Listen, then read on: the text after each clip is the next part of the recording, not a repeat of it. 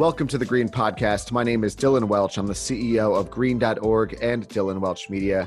Our goal with this podcast is to bring you the biggest names and leaders in renewable energy, clean technology, and sustainability so that you can stay up to date with the latest trends and everything that is happening in this world. Not only that, you'll get some action items for your life so that you can apply some amazing things and make your world a better place as well. Let's get the show started. Real quick, before we kick off this episode, I want to announce that we have our fall 2022 Green Summit in San Diego, September 17th. Tickets are now available, so get yours today. It's one day of different speakers in renewable energy, clean technology, sustainability, all leaders sharing their vision in TED Talk style presentations for what the world will look like with a more sustainable future. There's only 300 available seats for the event, and I know they're going quickly. There's already less than 300 by the recording of this. So go grab your ticket, green-summit.org, and let's kick off the episode. Thank you very much. Love the world we live in with EarthX TV. The only 24/7 channel. It's about protecting our future. Dedicated to our planet. The number one goal is to protect plants and animals that live there. Take action. Get inspired. Make an impact. Join me in the fight for our planet. That's what conservation takes. Join the revolution on EarthX TV. Hey, Moses, how are you? Good. How are you? Good, thanks. I appreciate it. You'd think after 2 years of doing Zoom, I'd get the links figured out, right? How's it going, Don? Hey, pretty good. All right, cool. Thanks, guys. Glad we're able to get this going. Appreciate it. Allison, thank you as well for being here and helping put this together. Guys, really excited. Moses, nice to meet you and see you for the first time face-to-face. Don, always a pleasure. Don and Moses, have you guys ever met before? No, it's my first time with the pleasure of meeting Moses. Hello, it's a pleasure to meet you. Can y'all hear me good? Yep. Yes. Yeah. Yeah. Perfect. All right. Well, thanks, guys. So real quick, before we get started, Moses, thanks for being here. Don is going to be a speaker at an event we're putting together, the Green Summit. HNO International is also a sponsor of the event. So we're kind of doing some cool stuff just generally for promoting the event, but also just sharing Don's message of what he's working on. And we wanted to do kind of a couple special episodes of the Green Podcast where normally the shows are more one-on-one, where I'll interview someone, but we want to do something a little bit special. So Don and his team who are here, Jasmine and Allison as well, recommended you as a guest. So special episode today. Excited to have you. And just real quick, the overall Green Podcast is basically interviewing leaders in renewable energy, clean tech, sustainability, pretty casual, conversational, nothing too crazy. So normally it's a lot easier with kind of a one-on-one call. So with two people chatting or really three people being interviewed, when it comes to Zoom, it can get a little, one person will start to talk, the other person starts to talk, and then, we'll all kind of stop and pause and it'll be a little bit weird. So that was why I sent over that email beforehand. So just kind of a general process. It doesn't have to be like, now you go. But what we'll do is I'll do a quick introduction, thanking everyone for being here. Real quick introduction to you guys. Then Don, I'll say, Don, thanks for being here. Why don't you give a quick introduction, background about yourself. Don, you'll give an introduction. Tell us a little bit about yourself. HNO International. Thank you for being here. Moses, same to you. And then we'll kick it off with that first question that Moses presented, which is tell us a little bit about the advancements and development of atmospheric water generation. And then Moses, you can chat. Don, from there, we'll let you kind of chat about it as well. Talk about how, that is similar to what you're working on. And then we'll just kind of flow from there. We have those three questions, sustainability for future, necessity for implementation, and necessity for water technology to alleviate food and water shortages. But basically, once we make that introduction, Moses and Don, you guys, I'll let you guys kind of go back and forth And then if I have to step in to moderate it or keep the conversation going, we will. We'll go for about 30 minutes or so. That tends to be our sweet spot for the episodes before people their ADD kicks in and they move on to something else. And I'll thank you guys. We'll wrap it up with a call to action. Moses, how can we get involved with AWG Contracting? Don, how can we get involved with HNO International? We'll thank the listeners, and then we'll cut from there. Does that sound good? Sounds good to me. All right, sweet. So I'll kind of get the ball rolling, and then I'll let you guys do your thing. You guys are the experts, so you just kind of chat back and forth, and then I'll moderate where it needs to be. But yeah, I think we're good. Jasmine, good to see you on here as well. Cool. Yeah. Any last questions, or you guys think we're good to go? I think we are good to go. All right. Very excited so much. Yeah, and Jasmine, this is Moses, Jasmine, and Allison. Hey, Jasmine. Don's team. And guys, I'll make an introduction to everyone after this as well, just so you all have each other's contact information. And then after we record, I'll give some information about the sharing of the content and all that good stuff. Cool. All right, well, here we go. And also, friendly reminder, this is not live, so no pressure. If we mess up, if you stumble over anything, keep going. I do it all the time. So don't worry about it at all. We'll have some fun with it. So here we go, guys. All right. 3, 2, 1. Hey, everyone. Welcome back to another episode of the Green Podcast. I'm your host, Dylan Welch. We have a very special episode today, a little bit different than our normal episode, where I'll bring on a really interesting leader in clean tech renewable energy.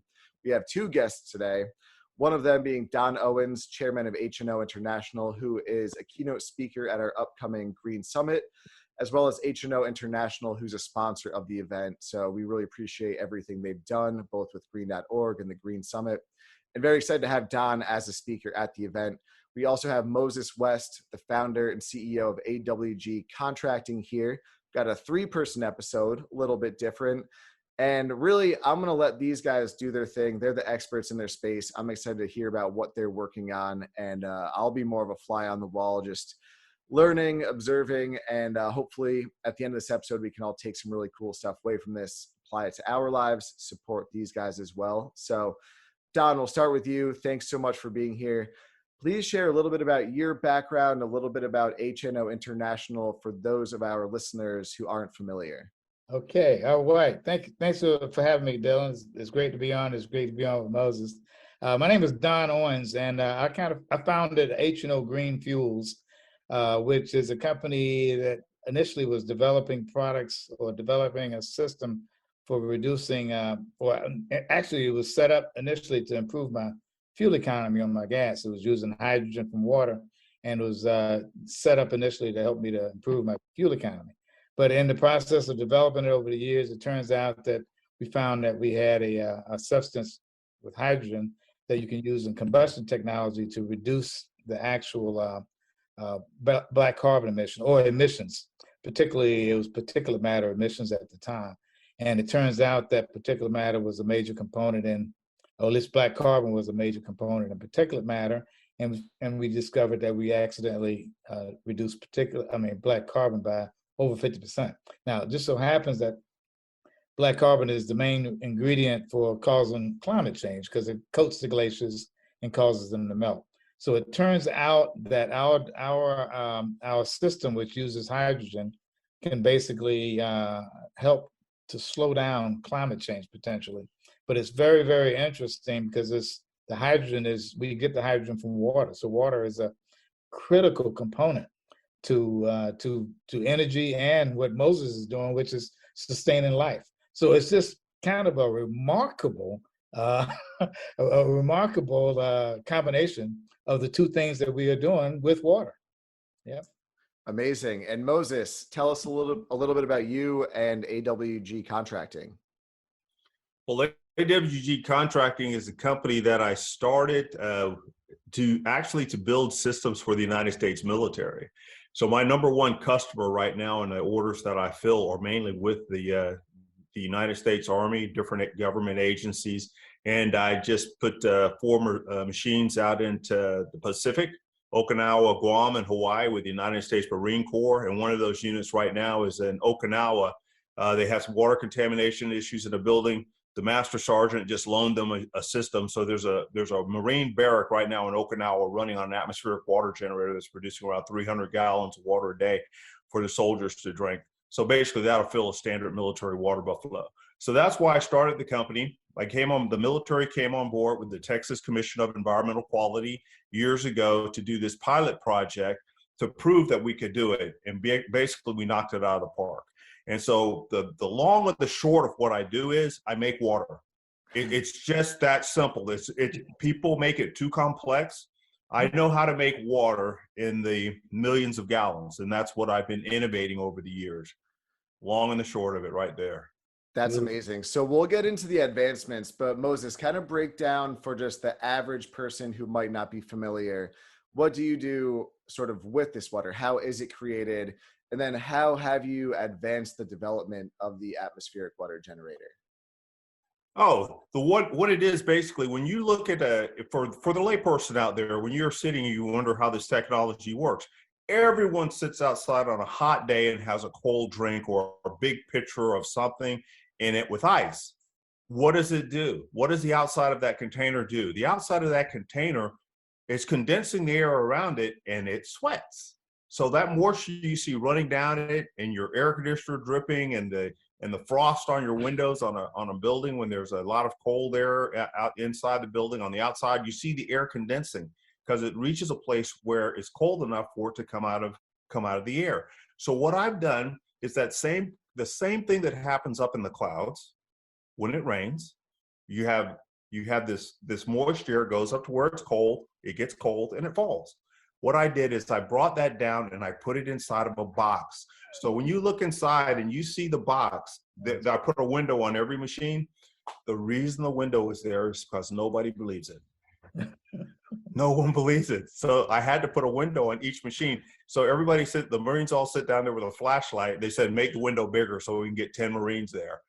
And so they look inside and they can see it raining off of the coils. So to the person out there who needs to understand it is you've already see this happen. And what I do is I just use technology to do it on steroids. Mm-hmm. Wow. Don, so you've been in this industry for a long time. What made you so sort of curious to chat with Moses? And what are your thoughts about hearing the advancements of what he's been working on? It's pretty fascinating.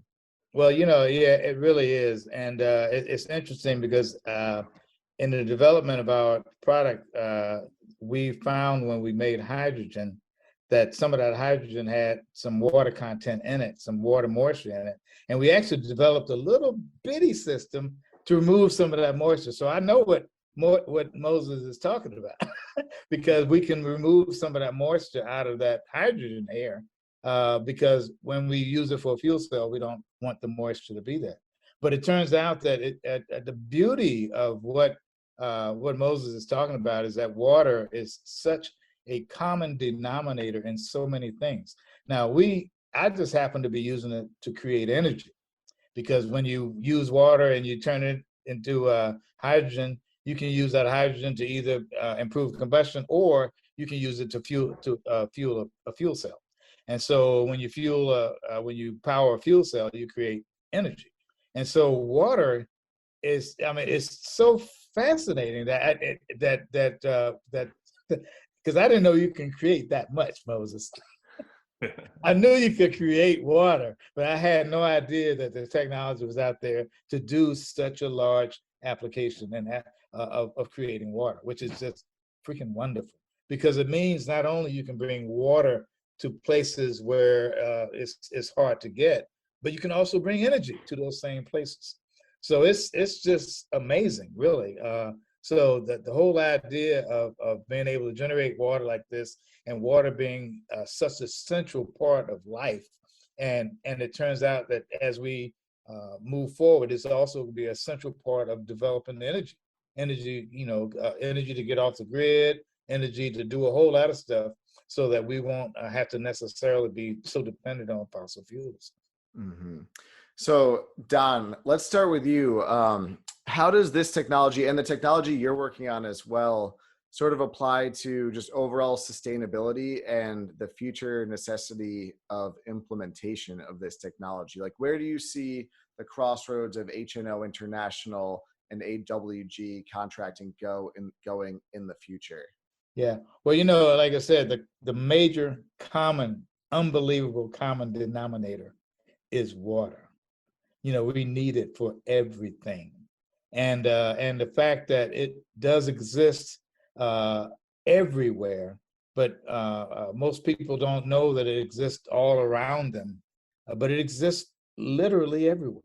And water is the key to everything. And like I said, it's the key to energy, and it's the key to our survival, to our life, to drinking, to doing everything that we need to do with water. So it's really it's almost magical, to be honest, because who would have thought that water could be such a central thing? I mean, I use water now to create hydrogen, and when you create hydrogen, you can improve combustion. When you improve combustion, you can save fuel, and you can reduce some emissions, and you can help to save the environment, including help slowing down climate change. But that same water is just vital for everything else, all right? And so now with Moses, you can create literally millions of gallons because it's out there. I mean, it's all around us. Like I said, it's in the skies, it's everywhere. And most people don't realize that water is just literally right at our fingertips, literally right on our fingertips. So it's the combination of the two things that we do is just really kind of remarkable. And the common denominator is H2O. Mm-hmm. And Don, real quick, Moses, before we come to you, I have one more question. So one thing I've always appreciated about what you're working on is not just HNO International as a business, but you're a really big advocate for overall education when it comes to climate change, how we can get involved, how we can make a difference. Where do you see yourself, your career, and HNO International going in the future as you continue to build your business? Okay. Well, I'm gonna tell you, my message, if you will, is quite simple now. Even though I know that hydrogen can be used to create energy, but my message really is black carbon is the enemy of the planet. And most people don't know about black carbon. A lot of scientists know about black carbon, but most regular human beings, don't know that it even exists. But it literally coats the glaciers and causes them to melt. Our glaciers are melting at such an alarming rate right now. It's just unbelievable. But my thing with HNO, and I have another foundation called Black Carbon Coalition, and another one called Coalition Against Black Carbon. It's all about figuring out ways that we can develop technology to get the black carbon out of the atmosphere and off our glaciers so that our climate won't continue to change. Now, people will argue that it's really too late. And when you look at some of the things that's going on, boy, it's scary. It's really, really scary out there how fast these glaciers are melting. But one thing we can do, the thing about black carbon is that it doesn't exist in the atmosphere that long. So if we can get rid of it, we can help to slow down this climate change thing. And because we have to slow it down. There is, eventually, even though we all like water, we don't want it to be, 16 feet higher at the sea level, right? Because it kind of creates problems. So, but that's where I see myself and HNO International and my two foundations, because we need to educate humanity about getting rid of black carbon from this planet, eliminate it from the face of the planet. And it just so happens that because I know human beings can do anything, just like I said, in the case of Moses, you can make millions of gallons of water. Who knew you could do that? All right. We can do anything. Humans can do anything we decide to do. And so it's important for us to get this word out about black carbon, because once people know that black carbon truly is the enemy of the planet, then we can start doing things to start eliminating black carbon totally. Thanks, Don. Yeah, it's pretty scary times. I mean, we're recording this right now, end of July, and there's record heat waves across Europe. I'm in San Diego right now, mid-July. You'd think it'd be beautiful weather, but it's just gray and cloudy. You can tell things are happening quickly. So Moses, let's bring it back to you. Tell us a little bit about your background, how you came up with this technology, and then where you see it going in the future in terms of sustainability and future implementation. Oh, The reason I came up with this technology is a lot of people don't know this. I've said it on other interviews, but I lived in Australia for 11 years, and I lived between there and Europe. I lived above the Arctic Circle. I went up there on a mind expanding trip for a solid year above the Arctic Circle. And I stayed up there in a town called Orda, which is an hour outside of Trondheim, Norway. And everybody was panicked because the snow wasn't coming. And then in Australia, everybody was panicked because it was feast or famine with water. I lived on the Hawkesbury River, actually ran a big paddle wheeler boat up and down the Hawkesbury. And the water, we would get floods. And the house that I lived in was probably 50 feet above the water line, and it's now gone because of the last rains they had in Australia. So I had this very global perspective of the planet and what was happening from around the world, from the Arctic Circle all the way to the Southern Hemisphere. I got to see it. And when you talk about that black carbon, I remember sitting on my porch in Brisbane, and I would have to sweep my porch in Brisbane. I lived in Fortitude Valley, and I'd have to sweep this black dust off that every other day. And what that black dust was, that was black dust that came from all the carbon that was being emitted from China, made it all the way to Brisbane and coated my porch. So I was getting this global perspective of what we needed for water. And then I flew in Australia one day, and we went to this thing called toilet to tap.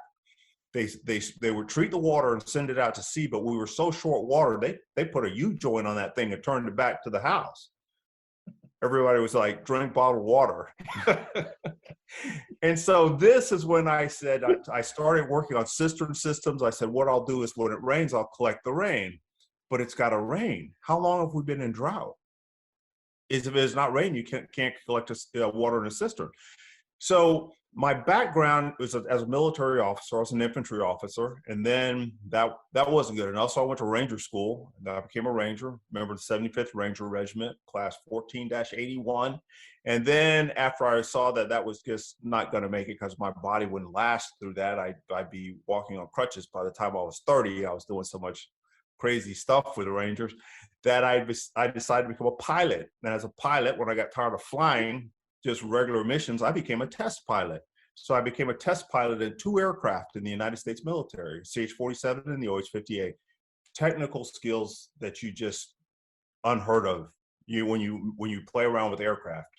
And so I took that, and when I saw my first machine that made water, the first thing I thought is, oh my God, I can make that thing bigger.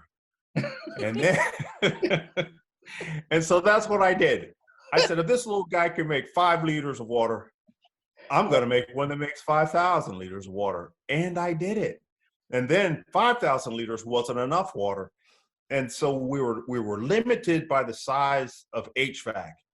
That HVAC could only get so big before it just took too much energy. Yeah. So what I did is I added a second stage to this system. So you have an HVAC stage, and then you have another stage that's completely non-mechanical. I tell you today that I can make a water generator the size of the New Orleans Superdome. You can make one that big. You can make one that big running on the same amount of power that it takes to power like a Mack truck, like 2 Mack trucks. So take that kind of kilowatt power, and you're talking now, you can make hundreds of thousands of gallons of water. Wow. So you're putting so many zeros. You're putting so many zeros in that kilowatt per liter consumption rate that it's now, if we don't do this, it doesn't even make sense anymore. So even the machines that I sell to the military, that technology is incorporated in those machines.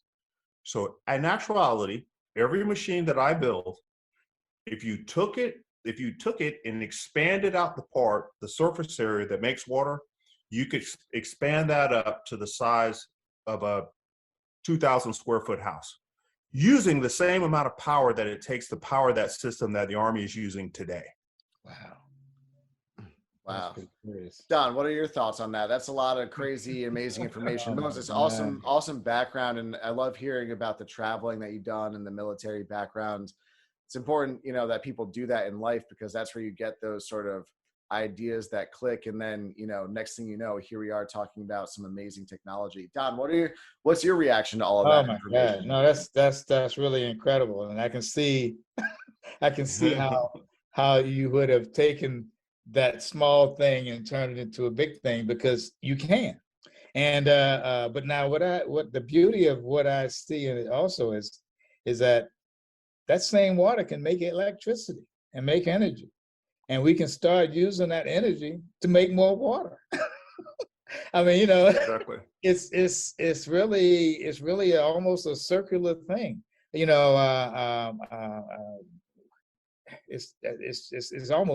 just almost unbelievable. But I can actually see how you could have concluded. But I had no idea, though, when you think about a 2,000 square foot house or a 2,000 square foot area that you need, you can generate a lot of water with that 2,000 square feet. Most definitely. And then if you really get it to the point where you can take your energy from the sun, or you can take your energy from somewhere else, you can start generating. I mean, you can do some incredible things. Yeah. I have to add there. I'm sorry, I have to. All Okay. right. I've done that. Mm-hmm. I supplied 5,000 people with drinking water on solar power. 5,000 families. So each family has 3 people. So that's 15,000 people. I did that after Hurricane Maria on the island of Vieques. Wow. Tesla had a solar array and a battery on the other side of the Susana Centeno Hospital on the island of Vieques. The day that I arrived in Vieques, Puerto Rico, after Hurricane Maria, with a big military 5,000 liter unit that I built specifically for them, I took it from the base and took it there. On the other side of the hospital was a solar array with a Tesla battery. The engineers came across, they said, we want to show you something on the other side of the building. And when I came over and saw that and they knew what my machine did, we didn't even have to say anything. This was like geek heaven. We just said, make it happen. Make it happen. Because we knew that was net zero. We did an entire hospital, Susana Centeno Hospital on the island of Vieques, surrounded by a metal fence with a military guard, the Puerto Rican National Guard. The hospital had power, which I shut when FEMA turned the hospital over to me to run it. I shut down all the power in the hospital. I kept the street lights on, and we had an evac hospital on the side of the hospital, and we had a water generator out in the front, making 5,000 liters of water a day, supplying the entire island with water. We did it on solar power. Wow. And then people came and got water, because the water that they were getting there had so much chlorine in it, it was killing the plants. That's right. So they got water from there to go plant crops. So when you would eat at a restaurant in Puerto Rico, we were eating food that was grown organically from an atmospheric water generator with water produced from sunlight. That is net zero in a nutshell. Yeah. We have done it, and we have not replicated that to this day. And that system ran on 460 volts. There is not one thing that we do in the course of a day that does not require water. Not one thing. You can't make a pair of shoes. You can't make hydrogen. Right. You can't make a computer. You can't make a car. And the one thing that we're running out of faster than anything else, and California can attest to it, is water. But we're sitting in the most abundant water source available to us with the use of technology. This is one of those, to me, this is one of those Eisenhower D-Day moments. This is storming the beach at Normandy. Yeah. This is the moment that we need to pull together all of the engineers. Forget about the cost. Forget about the profit margin. We need to start thinking about tapping into this source of water before it is too late. And we see what's happening to Lake Mead. We see what's happening to the groundwater. We see what's happening to the saltwater incursion. As you talk about the glaciers melting, all of that water that's pouring in from Greenland, off of Greenland, what's it doing to the ocean? So in Florida right now, the coast of Florida, the Biscayne Aquifer is becoming salty Just like in Australia, you can go in Australia up the Gold Coast and the Sunshine Coast, and you can stand on the beach and you can look inland. Every single tree is dead. And the reason those trees are dead is because the fresh water went away and the salt water came in under the ground, and it just destroyed everything up there. So as the ocean level rises, the salt water goes into our drinking water. So we're going to have to start desalinating our drinking water. But in Florida, my goodness, 80, 90% humidity every day, 98% at night, and all that sunshine. Yeah. Florida can make enough water just in Florida to supply every southern state with drinking water with this technology on sunlight.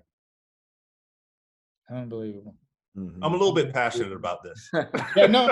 Moses, that's amazing. Thank you for sharing. I'm really. Oh my goodness. I can't wait for my next life. I'll be a preacher.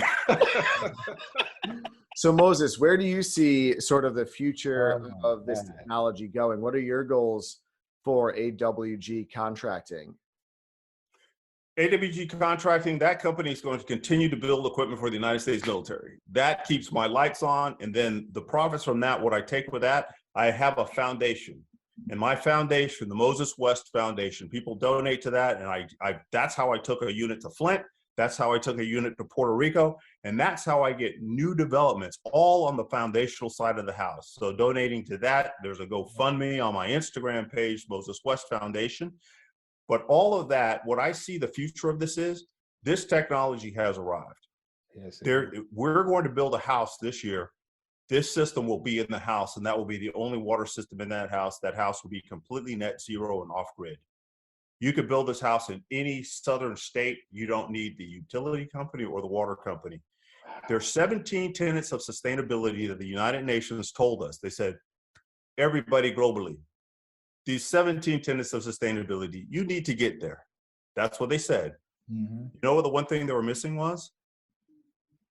They were missing one thing. They were missing water.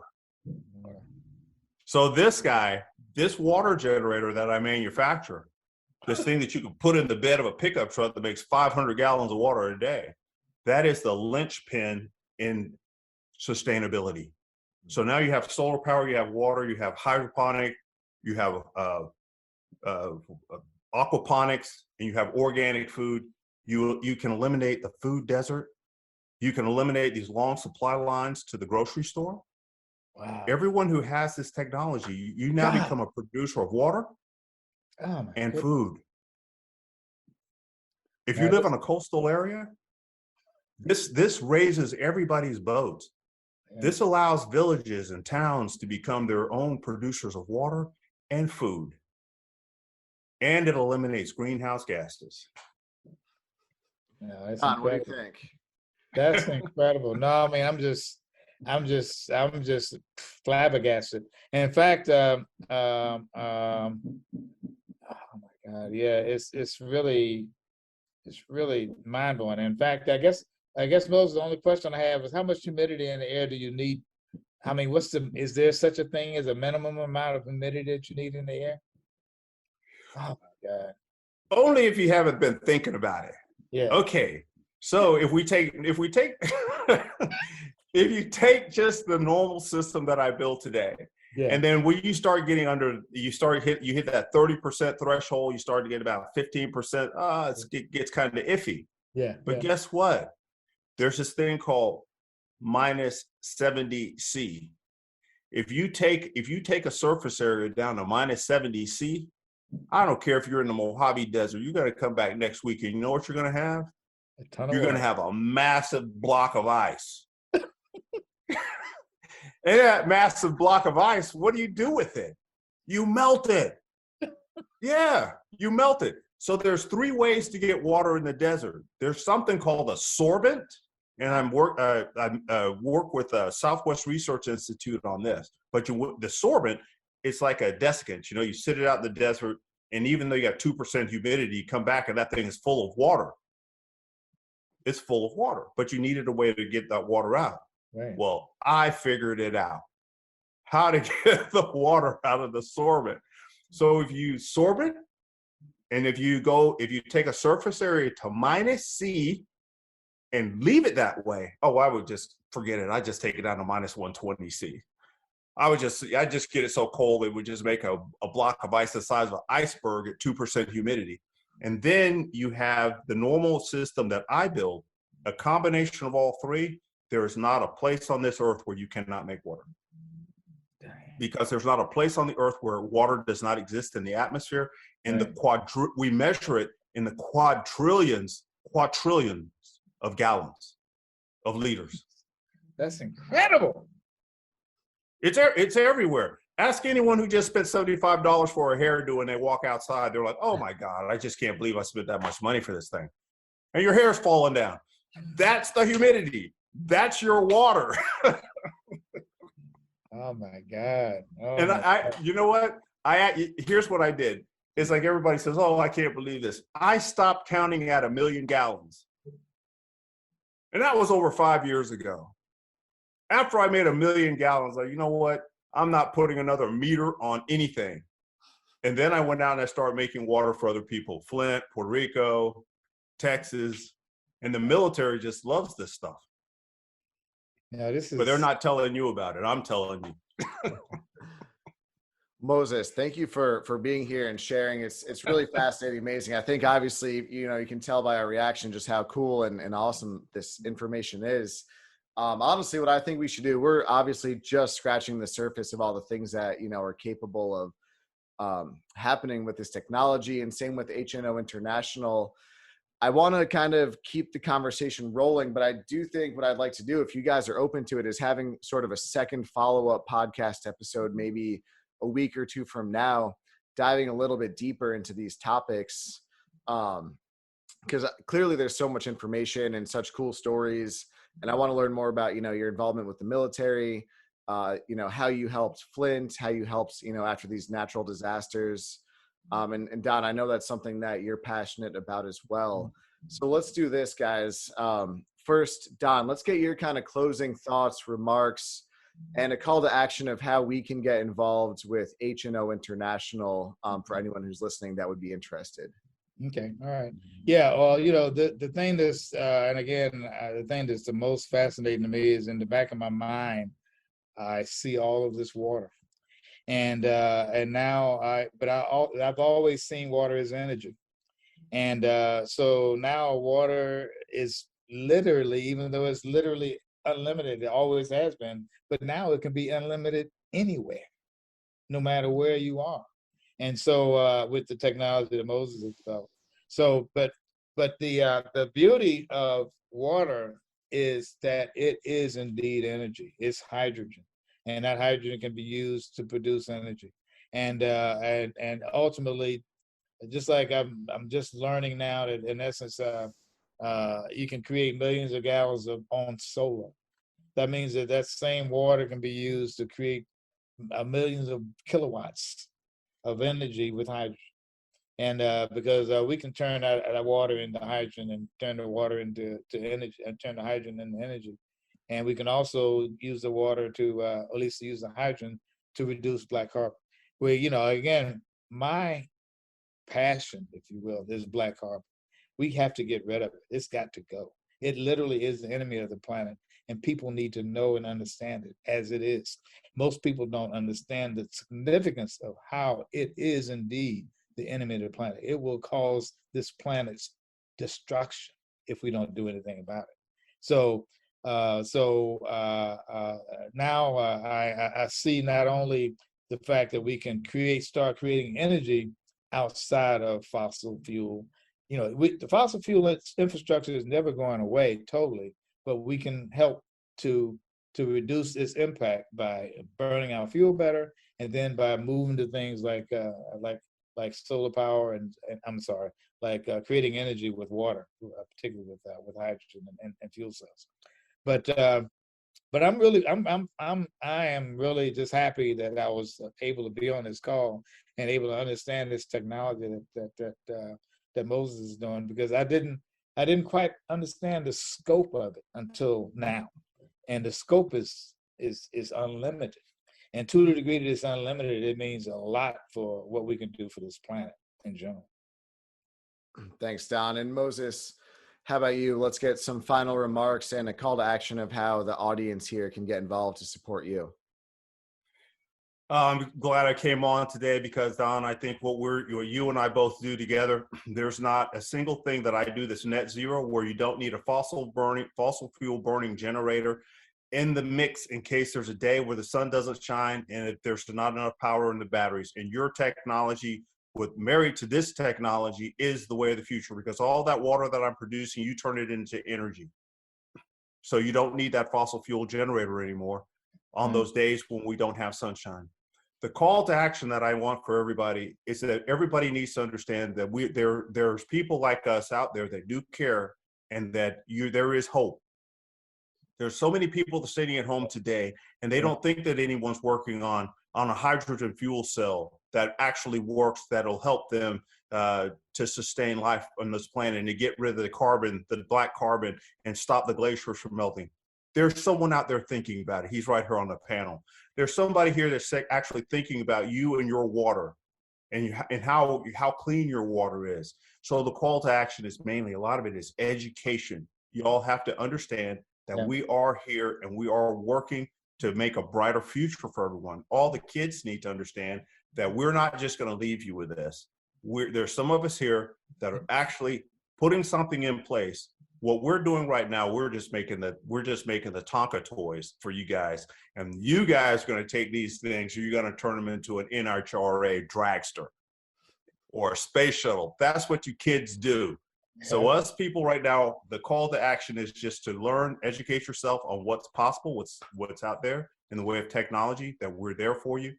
And for y'all that want to support what we do have foundations that do take donations, that continue to do this work.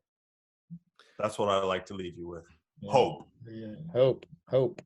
Thank you, Moses, Don. Thank you guys so much. I honestly have done, I believe this is episode 146 of the Green Podcast, and this will stand out as by far one of my favorite episodes. You guys, that was the whole point of green.org starting, of the Green Podcast starting, was to bring together leaders like you guys to share good, positive information about what's happening out there to the masses, so that we don't give up hope, we find inspiration, and we can support people and organizations like yours to continue that. So thank you again so much for coming on. Like I said before, we're just scratching the surface, so we'll have to get another episode going, on the books within the next couple of weeks, dive a little bit deeper. But again, thank you both, Moses, Don. Appreciate your time. Appreciate you being here. Don, thank you and your team as well, Jasmine and Allison, for helping put this all together, and HNO International for supporting the Green Summit. If you're listening to this, watching it, reading it, wherever you consume your Green Summit, green.org, Green Podcast content, Don will be a speaker at the Green Summit. Feel free to tune in, see him live there. But again, tune back into the Green Podcast next week, maybe 2 weeks from now. We'll dive deeper with both Moses and Don. But most importantly, go and support these individuals, these gentlemen, their organizations, because they're working hard to make the world a better place. And whatever we can do to support that, it goes a long way for our future generations. So I want to thank our listeners as well for supporting the people we have on the show, for supporting the show. And again, our goal is to bring you the biggest leaders, inspirational people, organizations that are making a difference to make the world a better place using renewable energy, clean technology, and sustainability. Thank you again, and we'll see you on the next episode of the Green Podcast. Have a great rest of your day. Thank you. Thank you, Dylan. Thank you. Thanks, Don. Thanks, Moses. Pleasure meeting you, Moses, too. Pleasure. Thank you so much for tuning into the episode. My name is Dylan Welch. Appreciate it. As always, stay up to date with the latest information on green.org and dylanwelch.com. Dylan Welch Media is a full-service media and communications agency dedicated to promoting, marketing, and helping businesses in clean tech, renewable energy, and sustainability grow, get more clients, get more customers, get in front of their ideal clientele. If you have any more questions, feel free to reach out. If you're interested in joining the Green Summit, go to www.green-summit.org. Reserve your ticket today. There's very few spots left, so make sure you get on that ASAP. Thank you and have a great rest of your day.